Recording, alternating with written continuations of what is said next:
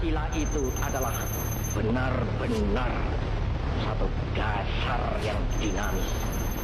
Satu dasar yang benar-benar dapat menghimpun segenap tenaga rakyat Indonesia.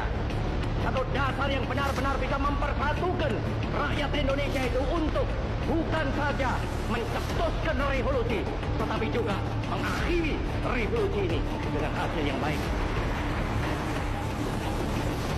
Maka aku adalah sebenarnya utusan, wakil daripada revolusi Indonesia.